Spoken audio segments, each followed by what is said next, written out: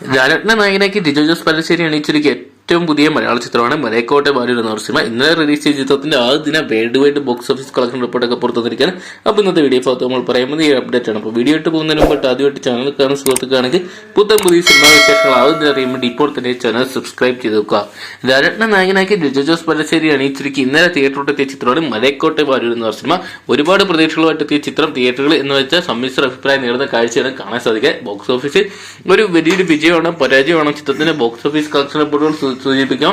ആദ്യ ദിനം ചിത്രം റെക്കോർഡ് കളക്ഷൻ തന്നെയാണ് സ്വന്തമാക്കിയിരിക്കുന്നത്. കേരള ബോക്സ് ഓഫീസിൽ നിന്നായിട്ട് 5,85,00,000 രൂപ കളക്ട് ചെയ്ത ചിത്രത്തിന്റെ world wide box office collection report ഏകദേശം പുറത്തു വരുമ്പോൾ 7.5 കോടി രൂപയോളാണ് ചിത്രം ആദ്യ ദിനം കളക്ട് ചെയ്തിരിക്കുന്നത്. എന്തൊക്കെയാണ് ഒരു മോഹൻലാൽ ചിത്രത്തിന്റെ ഗ്രാൻഡ് ഓപ്പണിംഗ് തന്നെയാണ് മലയക്കോട്ടെ ബാലൂർ എന്ന് പറയുന്ന സിനിമ സ്വന്തമാക്കിയിരിക്കുന്നത്. എന്നാൽ ഓവർ ഹൈപ്പ് ചിത്രത്തിനെ നെഗറ്റീവായിട്ട് ബാധിച്ചിട്ടുണ്ടെന്ന് അറിയണം. കാരണം ലാലേട്ടൻ ആരാധകർ പോലും ഈ ഒരു സിനിമയെ കൈവിടുന്ന കാഴ്ചയാണ് ആദ്യ ഫാൻസ് മുതൽ കഴിഞ്ഞപ്പോൾ കാണാൻ സാധിച്ചത്. എന്നാൽ ഫാമിലി ഓഡിയൻസ് ചിത്രത്തിനെ ഏറ്റെടുക്കുന്ന ഒരു കാര്യം നമുക്ക് കാണാൻ സാധിക്കുന്നുണ്ട്. എന്തൊക്കെയാണ് വരും ദിവസങ്ങളിൽ നമുക്ക് കറക്റ്റായിട്ട് അറിയാൻ സാധിക്കുന്നത് ബാലുവിൻ ബോക്സ് ഓഫീസിൽ വിജയിക്കുമോ അല്ലെങ്കിൽ തളർന്നു വീഴുമെന്നൊക്കെ.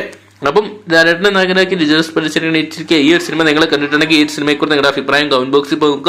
അടുപ്പ് തന്നെ ചിത്രം 50 കോടി അല്ലെങ്കിൽ 100 കോടി ക്ലബിൽ ഇടന്നിടുമെന്നാണ് നിങ്ങളുടെ അഭിപ്രായം കമന്റ് ബോക്സിൽ പോകുക. വീഡിയോ ഇഷ്ടപ്പെട്ടെങ്കിൽ ലൈക്ക് ചെയ്യാനും ഷെയർ ചെയ്യാനും പുതിയ സിനിമാ വിശേഷങ്ങൾ ആകും തന്നെ അറിയാൻ വേണ്ടി ഇപ്പോൾ തന്നെ ചാനൽ സബ്സ്ക്രൈബ് ചെയ്ത് നോക്കുക.